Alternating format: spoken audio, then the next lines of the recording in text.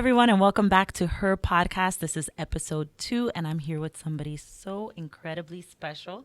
I am sharing with you guys one of my personal mentors, and I knew from the second I decided on the purpose of this podcast for young women to learn how to lead themselves. I think in this generation, we are so focused on leading organizations, leading our families, because there might be someone watching who says, well, I don't want to lead an organization. I'm not, working outside the home, but we lead in so many different areas. We lead in our marriages, we lead in our families, but we need to learn to lead ourselves and to operate at our highest potential, our highest impact. So all of that just to introduce one of my favorite people in the world, my friend, my mentor. This is Lily Garcia.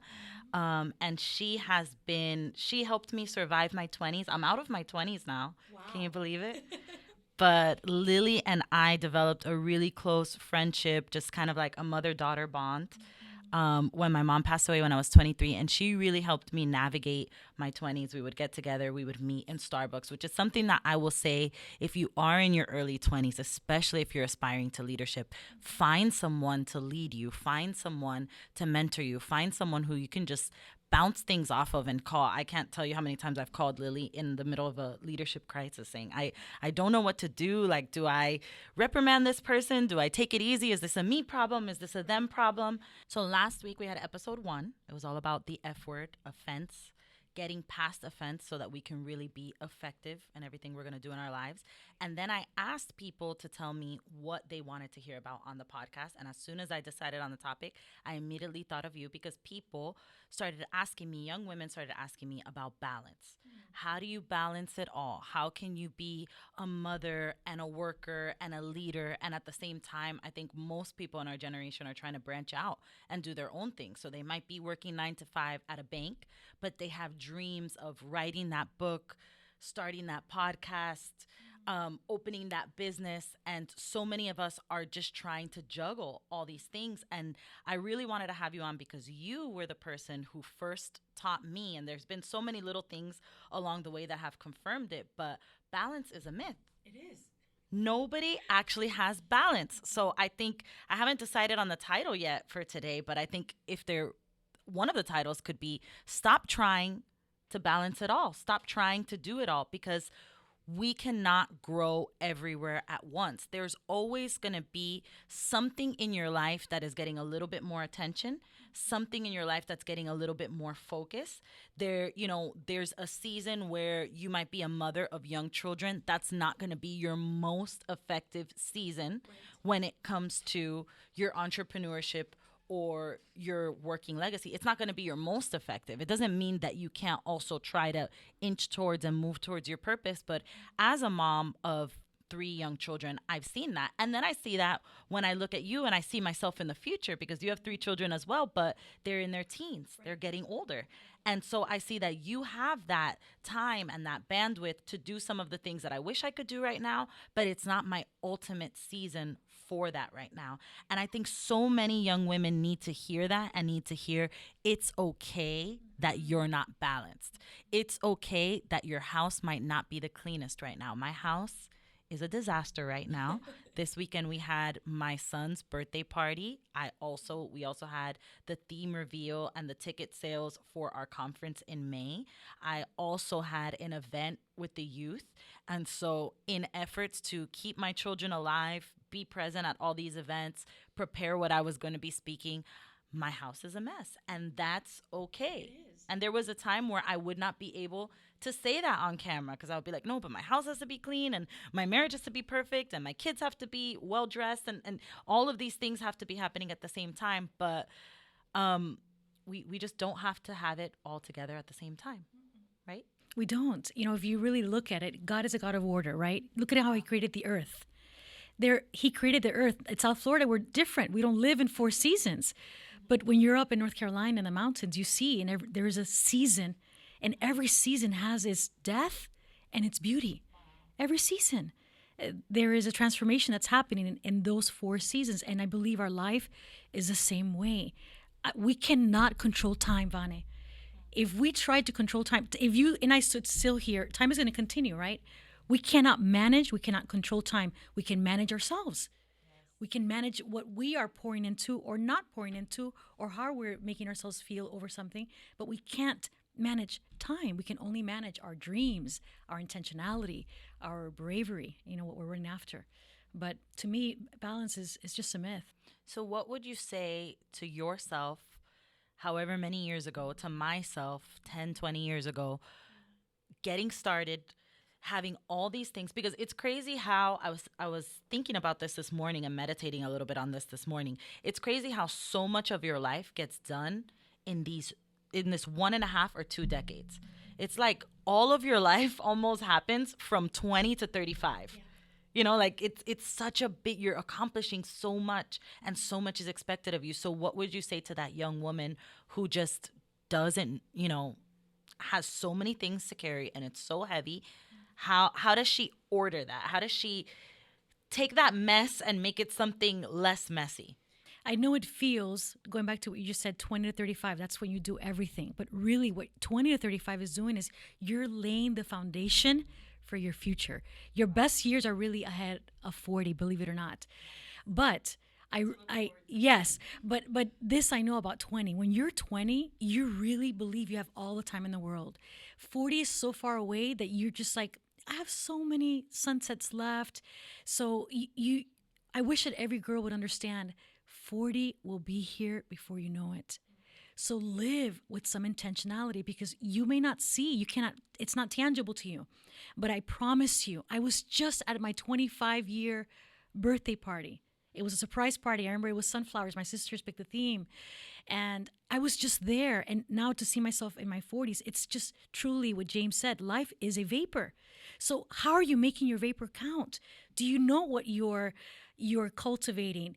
I tell young people around me all the time, your passions will lead you to your purpose. So have you taken time to think about what are those passions? Have you taken time to really look at and live with intentionality? Because if you really looked at it, even biblically, there's only one you. There's something that you were created to do that nobody else was created to do. So what would get you out of bed at 5 a.m.? Because some people tell me, well, I don't know what my passions are. What would get you out of bed at 5 a.m.? What would you do if there was no paycheck attached to it? Try to find already in your 20s that purpose, that passion, and then everything else will come into order, because there are seasons, we're seasons. But 40 will be here before you know it. And I wish that 20-year-olds would understand that, because then we would live with a little bit more intentionality. Tomorrow is not promised. So what are you doing with your vapor? Are you really living in your greatest impact? And that's something that I help a lot of VPs and directors in corporate world understand. Are you in your greatest impact zone? Because when you are, you will live a more fulfilled life and have a greater impact. Yeah, and let's talk about that a little bit, because I think that when I work with people, when I'm coaching people, when I'm teaching my course, the people that have the most trouble are the high achievers. Mm-hmm. They're the ones that have the most trouble with this concept, because when somebody is a little bit lower energy, mm-hmm. they're better at focus, because they're saying, I'm doing this one thing. I'm writing this book. Or, they're okay with saying, I'm raising my kids. I don't need to do so many other things right now. But the high achievers, which I think a lot of those will be the ones drawn to my podcast, because it's about leading yourself and then learning to lead others. The high achievers are the ones that they seek so much balance that they lack focus. And like you said, and you taught me this, Lily and I were just remembering this before we started the podcast. I was 23 years old. You took me to a Barnes & Noble, and Lily told me, Vanessa, there are things, and I mentioned this in my book, Lead. I don't say Lily's name, but I say one of my mentors took me out and said, Vanessa, there are things that you are not seeing at 30,000 feet because you are spending all your time flying at 3,000 feet. And Lily was the one who helped me see, you need more volunteers. You need more people on your team, because there are so many things that you are doing that you should not be doing. At that time, I was doing my own filing.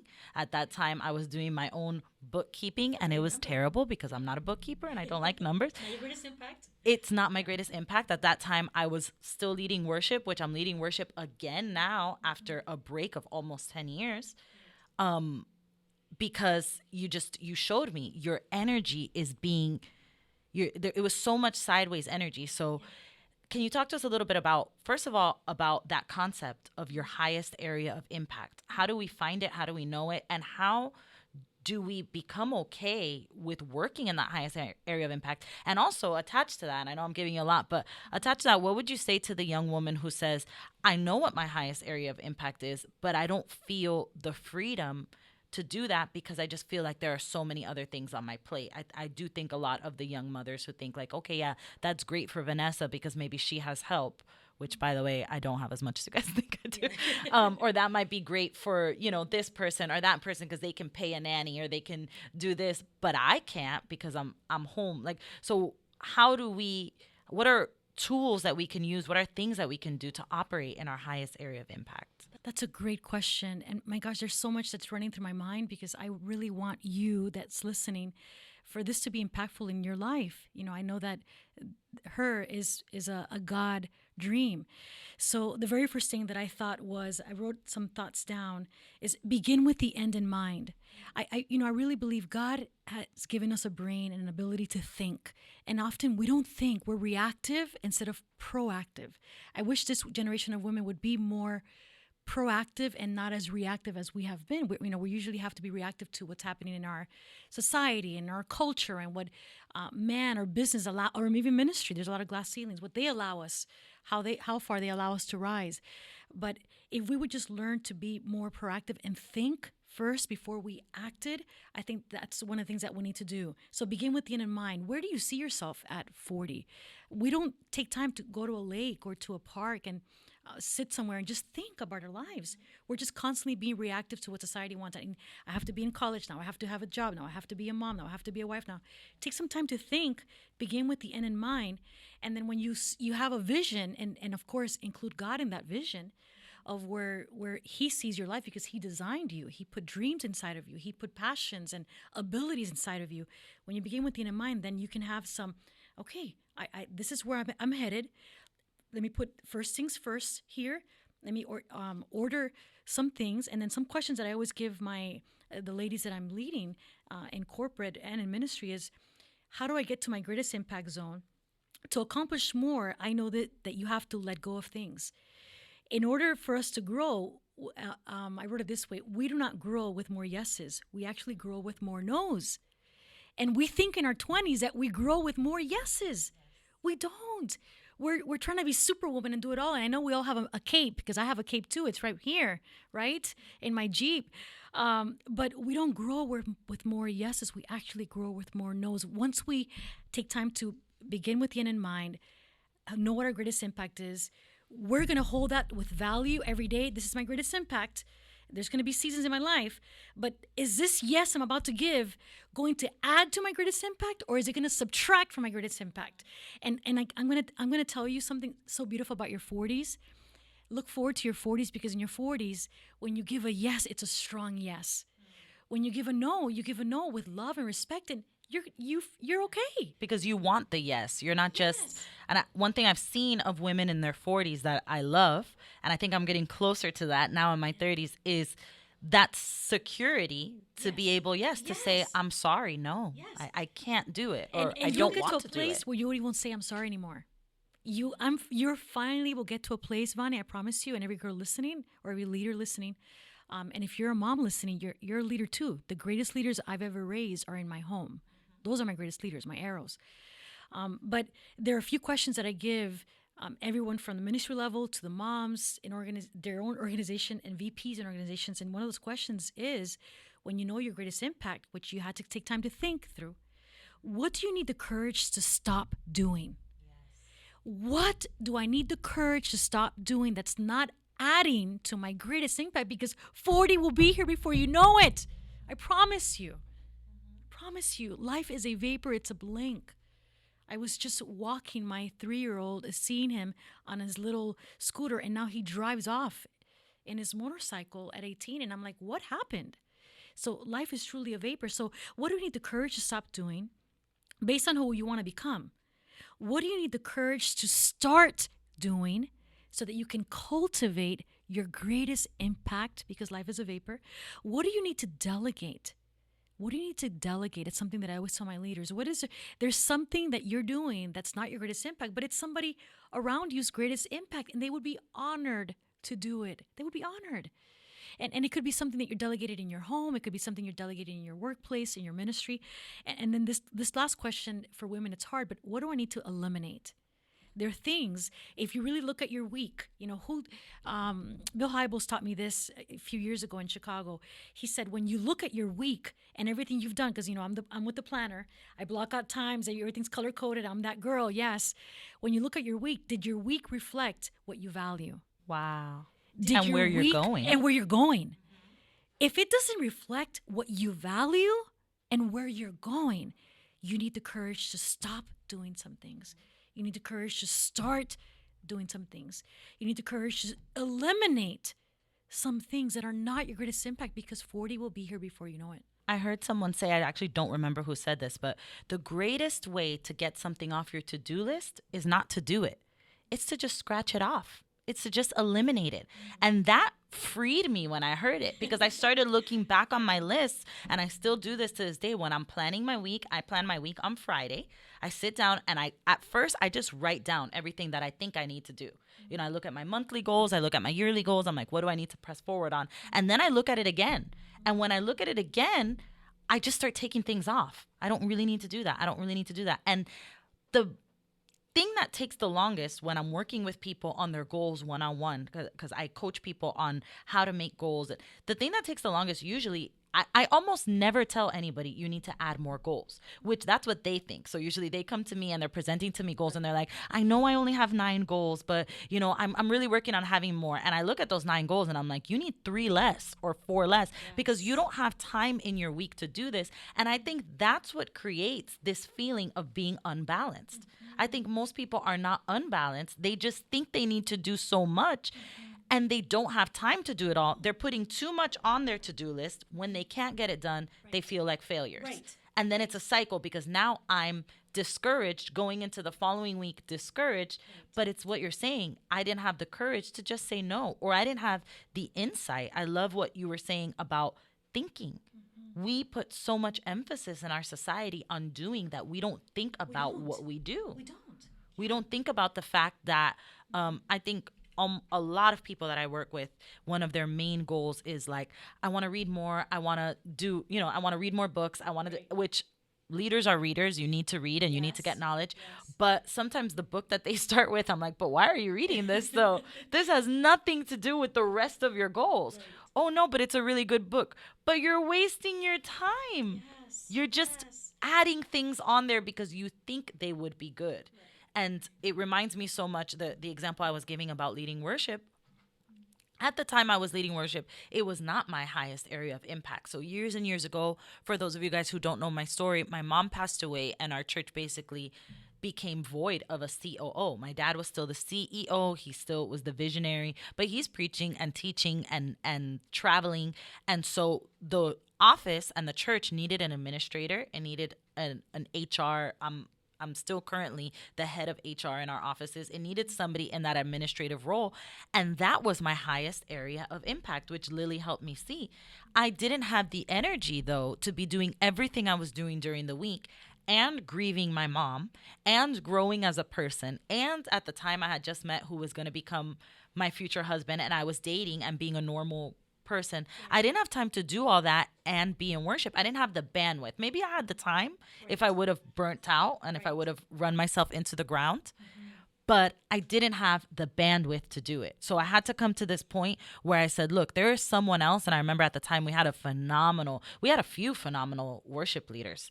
At the time we had like 4 or 5 people that were just amazing. And that's what you can see when they were doing it. That's what they were born to do. Right. While it's something that I enjoy and I love, you could see that they were in their jam when they were doing it. And I had to give them space to do that. So a question that I ask a lot of people, since we're asking a lot of questions today, what am I doing that does not need to be me? So like you said, what can I delegate? That's the way that I pose the question in my mind. I say, what am I doing that somebody else could do just as good as me? And because of pride or just because of this feeling that I need to do everything myself, I'm forcing myself to do it. Yes, I call that my Debbie moment. You're speaking to me because about a decade ago, I was serving at a mega church locally. They had about 7 campuses internationally, about 12,000 attendants. I was growing with that organization. I left corporate world to join ministry full time in that mega church, and there was a moment, Vanessa, that I remember I was scrambling backstage. Our senior pastor was about to go on stage, and I was in the group's pastor role in that season of my life, but he was asking me to go to another level because he saw in me, right, this greatness or this ability to go to the next level. But I was still holding on to all of this that I was doing, right? And there was a moment that there was a woman behind me. Her name was Debbie. I won't give you her last name just in case she's listening. But Debbie is behind me, and she's just so ready to go to her next level. And as God is just working in me, he says, you're in Debbie's way. She has a purpose and a calling too. And because you have not moved out of the way, you're in Debbie's way from her greatest impact. I get goosebumps right now still, because that moment taught me that a lot of times we won't give our next yes because we're loving what we're doing, we're comfortable, we're creatures of habit sometimes, and I couldn't see what God had for me. And if I wouldn't have said yes, number one, they grew me to be a teacher on the teaching team, the first Hispanic Latin teacher on that team. And then Debbie grew, and I remember that pastor at that time said, if you really look around, Lily, you're having a hard time letting go, but there's 12 lilies that you've grown all around you, and they're dying just to take their next step. So that's how God confirmed it. So that Debbie moment really taught me that not only are we supposed to continue to grow into our greatest impact, but we have to let go and get out of the way. Because there's other Lilies and Debbies that he's trying to also, he sees we see 3,000, 30,000. He sees the global, the divine plan. And she's still very much in ministry and thriving, and we're very good friends. But I love that, that moment. We have to get out of the way, of our own way, because God has a plan for our lives. That is amazing, Lily. I think this is a perfect place to stop. We're going to take a 5-minute break, and we'll be right back. Hey, I'm Vanessa Gracia Cruz from H.E.R Podcast, and I want to invite you, if you're interested in the coaching we spoke about in this episode or determining your purpose, you can head to vanessagraciacruz.com for a free guide on finding your purpose under resources, or to learn more about my goal setting, purpose, vision 2021 class. All right, so we're back, and I want to get back into this myth of balance. Not so much to talk about the myth of balance as much as talk about the opposite of it, which we've mentioned already, which is focus. When we try too hard to be balanced, we end up putting a lot of things on our plate, and that's how we got around to everything we were speaking about before the break.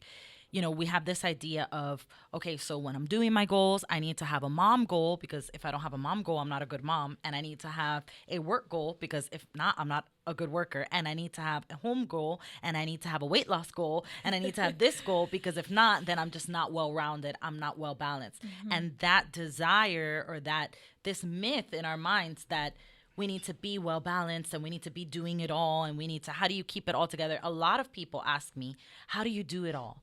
How do you get everything done? And my usual answer is, what you don't know is that I don't do it all. You only see what I do on my Instagram. You don't see the no's. Right. You don't see how many things I say, you know what? I'm not going to do that today. I can't do that. I either don't have the energy, which I think is important to recognize, and have grace with ourselves as women.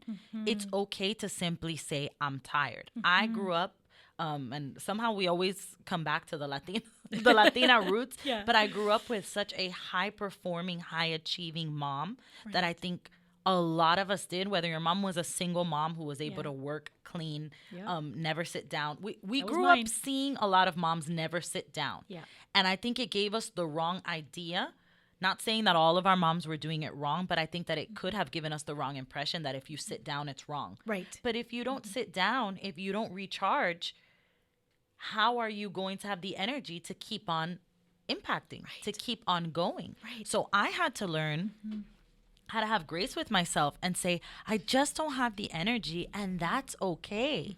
I'm just not going to reach that goal because I just can't. We were talking before when they were setting up all the cameras. Lily and I were already chatting because this is just a subject we love to talk about. And I told Lily about how in my pregnancies, so I was pregnant for 2 years straight, Right. basically. And I realized that in my pregnancies, I mean, the first time I was growing a human, the second time I was growing two humans, my energy level is just, it goes out of Vana territory. Like I'm not even myself anymore, which is okay. Yes. And I had to get a little intervention from my friend Janessa, where my friend Janessa had to sit me down and say, because one day I just came into the office and I'm like, I'm getting here late. I'm wanting to leave early. I'm sick all the time. I haven't started on this goal or on that goal, and I haven't paid as much attention to Redoma as I normally do, and I don't know what's going on with this. And I was just frustrated that I wasn't being my normal self. And Janessa had to like look me in the eye and say, "You're growing a whole human." This was with Levi, because with the twins I was a little bit better because I had learned the lesson. You're growing a whole human. You don't need to do everything you normally do. And she looked at me again and she was like, trust me, we all understand. Because there would be days that my legs would swell and I wouldn't even be able to come to church, and I would beat myself up at home. Like, I'm not at church. I'm not leading my people. I didn't make it there. I didn't go there. And so in that same season, I was 6 months pregnant when my husband and I went to a conference at Elevation, and I heard Stephen Furtick say something that now I say probably 3-4 times a week to myself and to other people.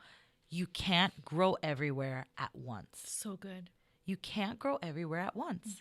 I was trying to grow in my family life, something I wasn't going to do a million times, because you don't get pregnant a million times and have a million kids. Like, you do it 2, maybe 3, maybe 4 if you're extra Latina, 6 or 7. But even that, like in the span of your life, it's a teardrop. Right. You know, it's a drop. It is. So I can't grow in this huge area that is making a baby. Even now, you know, the personality of your children is formed between 1 to 5 years old. And that's, like you said, a vapor. Yeah. 5 years that I have to make sure that these kids are secure and loved and well fed and have good habits and at least, you know, are on the right track in their learning.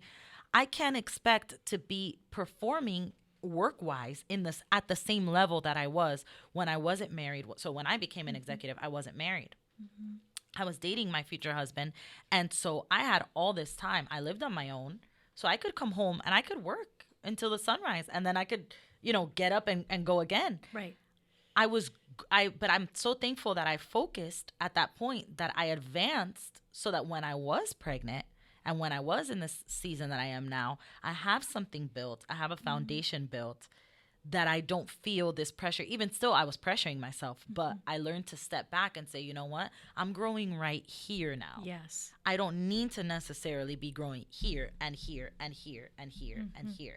And so that's why I love to dispel this balance myth. Yeah. Because I think the balance myth robs us of what we really need, which is intentionality and focus. Absolutely. Because without it, we're also getting frustrated. Because when, you know, a friend like Janessa, and then my friend in my head, Stephen Furtick, because we're, you know, he's my mentor in my head. Yes. When they say things like, you can't grow everywhere at once, you don't need to do it all, that's when I can kind of click and be like, okay, let me just focus on having a healthy pregnancy. Right. Let me focus on praying for my baby. Let me focus on getting his room ready. Let me enjoy that. And then now I'm in a season where my kids are little, but I'm able to come to the office and, you know, I have my time with them, but I have my time here. When I'm here, I can focus here. And I could say, while I'm here, I'm not going to feel guilty, because I gave the time that needed to be for them, I gave it to them. And the time that needed to be for this, I gave it to this. So Seasons. let's talk about focus. You know, one of my mentor friends in my head is Craig Rochelle. Love him. Life Church, just like you honor Stephen. And he's taught me in my 30s about laser focus. You know, because you mentioned a few things right now, and I wrote down. He taught me in my 30s that you cannot do it all and then really give to your greatest impact. He taught me that as humans, really all we can have is laser focus to maybe up to 3 things. And the 3 things that you choose in that season, then they are attainable. They have to be sustainable. You have to be realistic with your time, with your bandwidth, with your resources, because if not, you'll be just frustrated. So he taught me that early on. You know, are the goals that you're setting, are they sustainable? Are they achievable? Are they reachable? And then just don't have more than 3, Lily. He would always say in his podcast, don't have more than 3 because you want to be able to achieve them. And then you mentioned rest as we were talking about balance and all that. And I was reminded that God rested. He rested and he's God. Yep. And you're right. I was raised by a single, courageous Puerto Rican Latin mom that was full of zeal and had 2 jobs and school at night. And I never saw her sit in a sofa watch a novela. Never. She was always go, go, go, go, go, go. She still is. And it makes us feel guilty about yes. doing it. So we do. I would feel guilty if I was like, man, you know what? I'm going to take this weekend to go to the Keys in my Jeep or go to the mountains and take a hike. You feel guilty if you go to the spa or do your nails, but God rested. And the truth is, wherever you're listening to us from, this is factual because I have done the antithesis of this. You can't pour from an empty cup. Yes. We cannot pour from an empty cup. That's where we go astray. That's where we crash. That's where we start making wrong decisions. That's where the enemy gets a foothold. We cannot pour from an empty cup. We have to take time to fill our cup. So I tell women, I ask women all the time, what replenishes you? Yes, we're running after your greatest impact. We're trying to cultivate your passions. We're trying to have that laser focus. But I also need you to have a Sabbath or time to replenish, time to rest. So what replenishes you? And usually I just get this dumbfounded look like, I don't know what Yeah, we don't is. even know We don't what even refreshes know us. what it is. And for some of us, it's a walk in the park. Some of us could be just sitting in Starbucks, people watching. Some is go to the spa and get pampered. For some, it's shopping. But know what replenishes you. Because if you know what fills your cup, then you can really live it from a place of an overflow rather than from a place, a dry death valley. When I was in my postpartum season with my first baby, I felt so much guilt in getting refreshed until finally I had a conversation with myself and I said, you need to rest. And I found that what refreshed me was the simplest, silliest thing. When my husband would come home from work, because, I was staying home with the baby. This was like early on. Yeah. I would say, I need 20 minutes. And saying the words sounded like blasphemy, but I said, I need 20 minutes, no baby, no you. And I would go and I would take a bath. I would take a long 20-minute chill. Sometimes I would do nothing. I would just close my eyes, just the hot water. And it was something so simple that those 20 minutes a day, I'd come out, I'd cook dinner, I'd be good. I'd have the baby on my, I didn't care. Yeah. I could take on the world. Yes. But I had to get the courage, like you said, to maybe seem like a little bit of and I'm using air quotes if you're just listening to us, a bad mom. And it's crazy because I did feel a little bit like a bad mom when I just said, I just need to rest. Like I just need 20 minutes by myself to myself. Right. And one thing that I read recently, I forgot who the author was, but I read recently this expectation that we have. And so I'm throwing this in for the moms. I want to go back to the laser focus now with Lily, but I do want to mention, because this is something I've struggled with. For those of us that are moms, this expectation that we need to be like staring our kids in the face constantly, and if not, we're not quote unquote present, is a new expectation. Because if you go back to biblical days, in biblical days when they had to grow their own food, take care of donkeys, the woman at the well had to walk miles to go get water for her family. They weren't sitting there with their kids like, okay, so how can I help you grow today? Like, I'm sure that they spent time with their kids. I'm sure that their face wasn't always buried in their phone. But I think that we are from such a coddled generation that are, we're just constantly thinking about like, but you need to be present. You need to be present. And those working moms right now, we're in the middle of a pandemic, and there are working moms that are sitting there trying to get work done because they need to feed their families, feeling guilty that their kid is over there learning.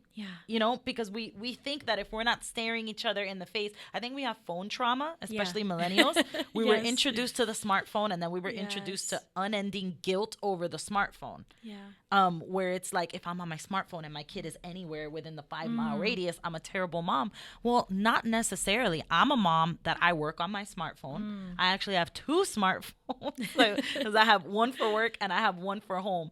I'm always looking at that smartphone. That doesn't mean that I don't don't spend time with my kids. That doesn't mean Right. that I don't know how to put it down and be present with them. But it does mean that I've learned that I don't need to be present every second of every day, because the virtuous woman in Proverbs 31, she got up, she sold real estate, she did laundry. She didn't do all of that staring her kids in the face. Right. So I don't know why I went on that whole tangent, but that is something that makes me like a little bit righteously angry Yeah. when I see moms that are killing themselves and then feeling guilty over killing themselves because Yeah. they had to work. Yeah.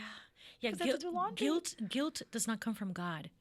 Guilt is something that the There's enemy no uses. condemnation in Christ. Guilt is not from God. And so I want to challenge you, if you are going and feeling this guilt, replace the guilt with grace. Another G word. Replace guilt with grace. Have grace for yourself. You know, you are God's creation, beautifully and wonderfully made with purpose and significance. Trying to find your way, your greatest impact. Give yourself some grace. Replace guilt with grace. And then there are things. I know we're talking right now to the moms, and we want to get back to laser focus. I do want to just talk to the girl that maybe is trying to find herself. You may be looking at other girls in your age group and seeing that they're enjoying their 20s, they're not as laser focused, or they're not as intentional, or it's also what we see on Instagram. You know, you post what you want others to see. But can I tell you, because I felt a nudge to write this down for someone that is listening. In your 20s, you have a lot of distractions, and those may even be distractions of what she's doing, you know, in her garden. Focus on your garden. Yes. Focus on the seeds that God is giving you.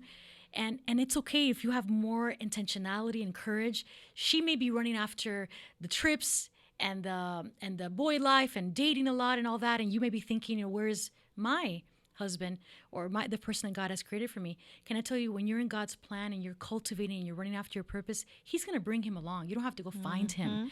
But distractions are a way that we're distracted from our main purpose. So I wrote down the words, you're paying now so that you can play later. You're paying now. You're working hard now. You're trying to find your laser focus. I honor you. Honor your brave for that. You're paying now so you can play later. Let her. She's playing now. She's gonna have to pay later. Yep. So, but focus on your garden, because we all have a garden bed, and distractions can really be weeds. You know, and dating is one thing that I think is a distraction, because we're always constantly trying to find Him. You know, we're whole in God. And that's another podcast. But Yes, we'll definitely have Lily back for. We need that podcast, but yes, I think having grace is so important. yes. Grace helps you say no. No helps you cultivate that focus, and it just kind of goes around Absolutely. in a circle. Absolutely. So important. So another thing that we were mentioning before we even got started was empowerment. You know, and it was before we took the break, Lily was getting into a little bit into what can we allow others to do so that we're not doing it all, so that we're not going crazy, and also so that we're not holding other people back To Debbie's. from their purpose. Yeah, who's the Debbie in your life? Who's the person who you might be a department leader? You might want to go and get that promotion, but you've been scared. But only when you get that promotion can somebody be promoted to your spot. And I see that so much in our church, because we're a cell group church. So we have a lot of leaders and leaders mentoring others. And I see a lot, and this is kind of, it's an error of immaturity. I usually don't see that people do it with bad hearts, but there's a lot of, she's not ready. You know, there'll be a leader cultivating, growing other leaders, and just say, she's not ready. And then sometimes when you force them, I, as a youth leader, have forced people like, listen, that person's opening their group this week. I think they're ready. So let's give them a chance. And sometimes that person flourishes. And so there are so many things that might be happening right now in your department that if you just let them do it. We have a new hire in our department. Also, I have my assistant Ashley that was on the podcast last week, and when we brought her on, I was almost afraid that I wouldn't have enough for her to do. So this is something I'm still working on. I've been working on it for 10 years, and I'm still working on it, because when we first brought her on, I was like, oh, my first thing was, I don't know if I'm going to have enough to give her, when really we have gotten to the point where I needed her. I just needed to get to the point where I was willing to teach someone else to do the things that I was convinced only I could do. Right. And when I've let some of those things go and she's done them all excellently. She's done them all as good as I would. But why was I so afraid to let her do them. TD Jakes said something one time that I've always remembered. He said, in your life, you always need someone above. You always need a Paul and a Timothy. Someone that you're teaching, someone that you're mentoring, someone that you're forming. You're not a leader if you don't have that. Right. You're not a leader if you're not leading anyone. Right. And then you need someone who's showing you, teaching you, mentoring you. Absolutely. Right? Right.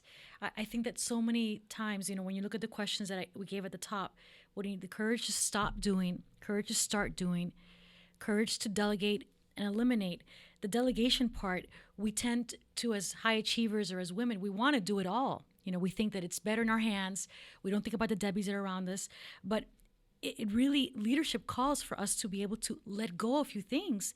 There's a team right now that I'm consulting with. I see that they have a Mount Everest in front of them. They have the potential to be a Fortune 500 company. They really do. Wow.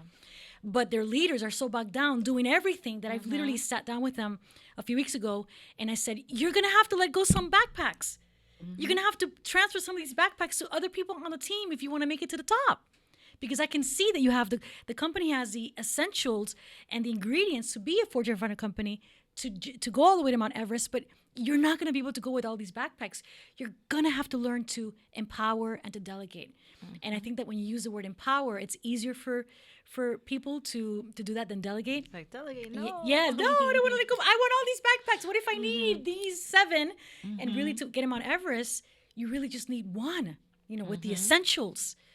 But it's all about the climb. So we have this graphic that I showed them that essentially, but the same thing for us as women. So when we're leading others and we don't empower, we don't delegate, we're not only holding them back, we're being their lid. Yes. We're being their glass ceiling. How dare we be their lid and their glass ceiling? They have a place and a purpose to also unfold. And then think about your next step. So the more backpacks you can delegate and give away, it frees you up for your Mount Everest. And man, I don't know about you, but I want to see Mount Everest. I haven't reached my Mount Everest yet. I'm excited to continue to climb and to delegate. And delegation and empowering can look different for everyone. But this I tell you about delegating and empowering. When you do have the courage to delegate or empower, you make that person feel valued. You make that person feel seen, because we all want to be seen. And we all have a sense of that we want to matter. We all come with that sense. Even people that are not of the faith in corporate, I've worked in many corporate mindsets. For 22 years, I worked in just corporate world. They want to matter, even people that don't have faith yet. It's a sense that we have as humans. So you're cultivating that sense of that they matter also, and that's important. And one thing I want to mention to those leaders who are running nonprofits or a startup, yes, you don't need money to train someone or to empower someone. You taught me that because at the beginning I had, at the beginning I had zero budget. I was the only person on staff here. Since then, my department has grown to a few different people, but you taught me, you have a phrase, you said, go for the ask. Yes. Go for the ask. Lily taught me how many people they just want experience. Right. They don't need to quit their 9 to 5 for you to meet with them at a Barnes and Noble afterwards and say, do you want to learn with me to do what I'm doing? I don't know it all. Right. My very first mission trip with Clothe the Girls, my nonprofit, I did not pay any of those people. They all paid their own way. They sewed, and they not only paid their own way, their plane ticket, their stay, they helped me buy the backpacks and the things that we gave to the children because everybody wants to reach their impact also. Absolutely. And some people have dreams and values that go along with yours. So why wouldn't they link up with you? Right. I didn't have to, and that's something that I was very confused about at first because I thought, well, I can't hire anybody. So that's nice for, at the time you were able to hire people at Oasis and I wasn't in a position where I could hire people at my job. So at first I was like, well, Lily gets to hire people, that's great. But I started with volunteers. I started simply asking people, or simply telling people, hey, you know what I do. You see what I do. Do you want me to teach you how to do it? Okay, well, the best way to learn is for you to help me do it. The best way to learn is for you to come alongside me and little by little, and in that, people were able to learn what I do by doing some of the tasks that I no longer needed to do. And we were talking before this, even I saw my mom do that with us. So moms that are listening, that your kids are getting older, you know, obviously my kids are still under 2. Well, my baby just turned 2, so I don't have 3 under 2 anymore. Now I have 3 under 3. But my kids are still young enough where maybe they can't do so many chores. I do try to teach him, you know, some Montessori chores and things like that. But my mom got to the point where, you know, my little brother Jay was still maybe 6 or 7. I was in my teens. My middle brother and sister were in between, where she said, you know what? I cannot do all the housework anymore. So I remember she gave me 2 days to cook. She gave, you know, I was cooking 2 times a week. And when I was 15, 16, my other sister was washing the dishes, doing laundry. My little brother had a chore. Everybody had their chore. And I think that's something that moms need to learn as well, that we are only going to be able to reach our highest area of impact when we empower our children. And when we empower our children, it's good for them. They grow. They grow, yeah. That's so important, because the greatest leaders we will ever grow are in our home. Again, you know, I said that before.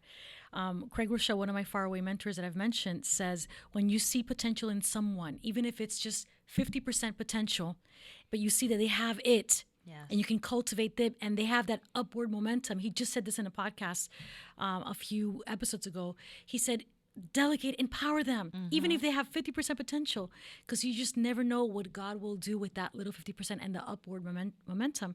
And same with our kids. They want to feel like they're contributing to the house. I have a 10-year-old, and he loves when he looks at our chalkboard and he says, oh, yesterday he was like, Mom, what are my chores for the week?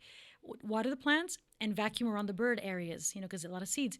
He goes, I did my 2 chores. He checked them off the board. He was happy. He was modeling for the other ones who still haven't done their part.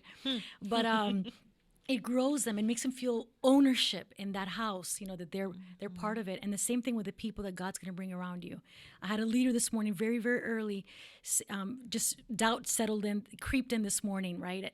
As she went into her office, she was doubting. She has a big organization. It's a $20 million organization on her shoulders. They started in a garage, and doubt was creeping in this morning. And I had to just take a moment and pause and remind her, as I prayed with her, God has put everything inside of you that you need to bring this vision forward to fruition. The enemy uses doubt. He does. Yes. He uses doubt to hold us back, to paralyze us. He fills us with fear. I told you have to take out your sword and just be reminded of who you are to God, whose you are, and everything that the vision that he gave you when you were 25, now you're 45. It's the same vision. He's the same God. So just rise up in that vision, you know, when doubt settles in.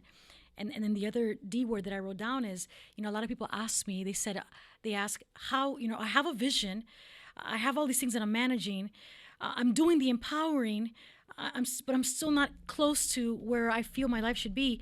What's that one missing ingredient? And I will tell you that it's truly just the other D word, which is discipline. It's really just discipline. Yeah. And it starts with small disciplines. It's not even big commitment discipline. It's just small disciplines will lead us. You know, Craig says it. Discipline is the bridge between who I am today, who Lily is today, and who Lily wants to be when she reaches that next summit to her Mount Everest. Discipline. So where do you need to be disciplined in your life? When you look at your life, when you look at your day yesterday, where did you invest most time? What took most of your time, and did it bring any value to where your greatest impact is? Did it move you closer to that dream that you have? If even just yesterday, when you look at your whole day yesterday, and if you're not jotting down what your day, if you're not journaling or calendar blocking out what your day looks like, it's all going to just be a fog or just a vapor. So really do have blocks so you can see where you invested time. If that's not if you're looking at that and it's not really adding to your greatest impact or taking you to your Mount Everest, you need to have the courage to stop, courage to start, the courage to delegate and eliminate. I was telling Vani that there's a season in my late 20s where God had given me an opportunity to work for a biotech company in New York City. And I was trying to do it all, the ministry as a volunteer, my corporate position, VP of a biotech company, my home, a wife, soon to be mom, and still using my Saturdays just to even clean my home, a beautiful 2-story home that God had given me. I had to finally just get to a place even with that where I had to delegate. I remember I met this beautiful woman. I delegated the cleaning of my home, and you feel so guilty as a Latina mom, a Latina woman, to do that. She was honored to, and it was her bread and butter, and it gave me Saturdays back to rest, to replenish, to think, because I had to get on a flight again Mondays to fly to New York. I was living in Pembroke Pines, but working in New York City. So he taught me that was her greatest impact in that season. We had a 10-year relationship, friendship through that. And it freed me up then to be in my greatest impact, to be able to reach a summit. To just letting go of some backpacks is a beautiful thing. Yeah, and learning to ask for help. And learning to ask for help, going for that ask. We talked about opportunities. Sometimes I lead a nonprofit called H.E.R's Girls, where we take 25 missionaries with us on every trip, international trip, from Haiti to Belize to Guatemala. They all pay for their way. They all give towards the crowns that we buy and the dresses that we bring, and it is an honor to them. If you're leading an organization, you can create internships where these young people, they would want to be around you. They want to grow, they want to learn.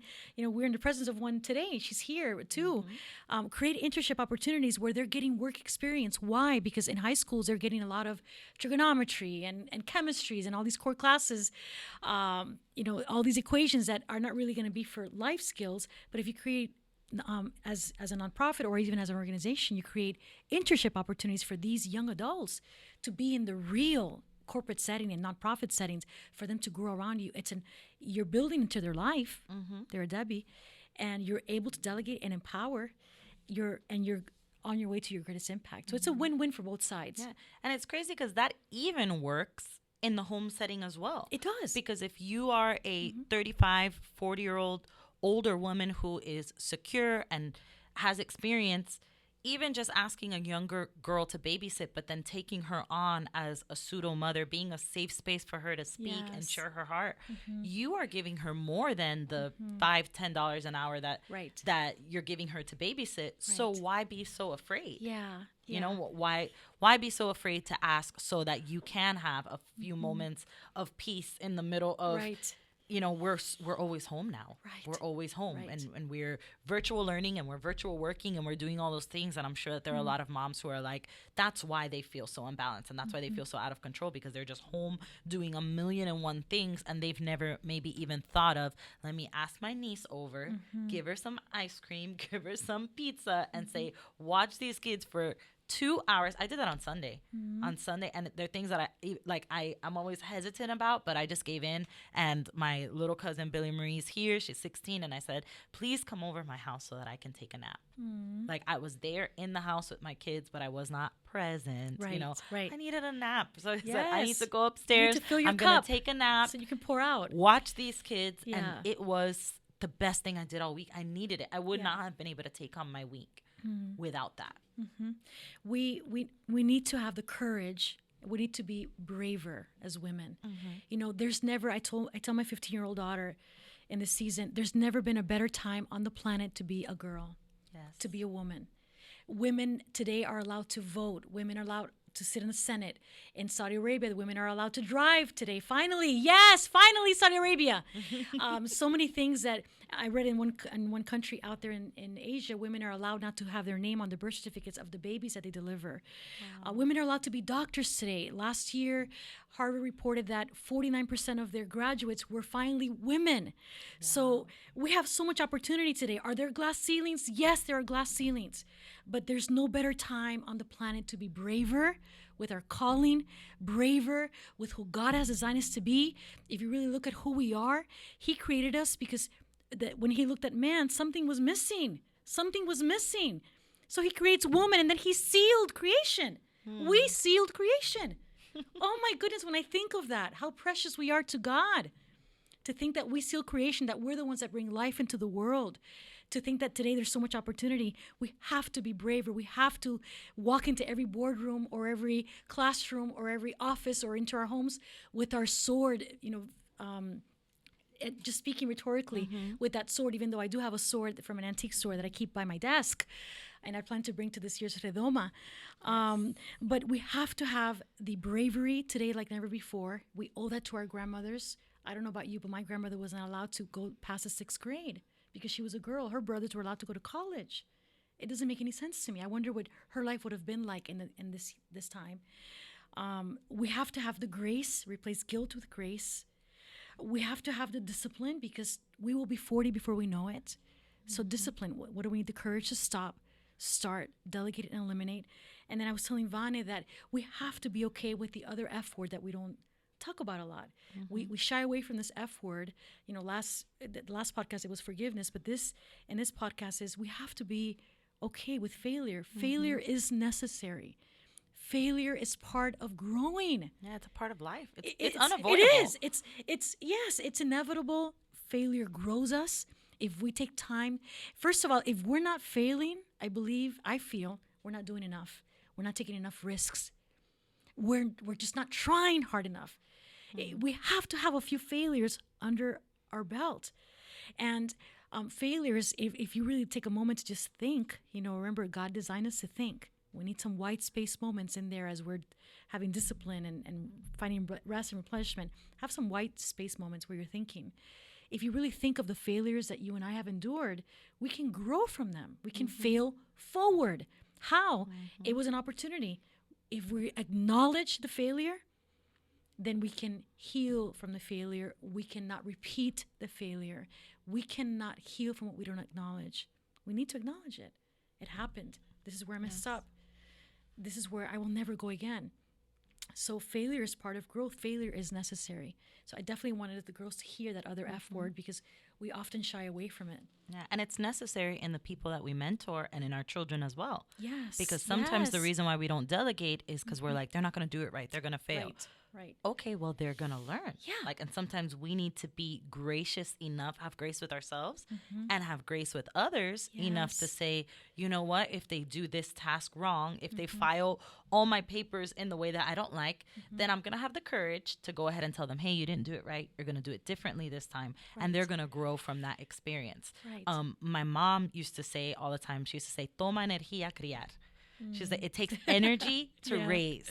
And it takes energy to raise leaders, and it takes energy to raise children, because it is the easiest thing for you to do it all yourself. Yes. Because you're always going to do it the way that you like it the first time. Right. But it takes that extra energy to raise up other leaders and say, listen, let's talk about it. Here in our organization, we have micro reviews every 2 weeks.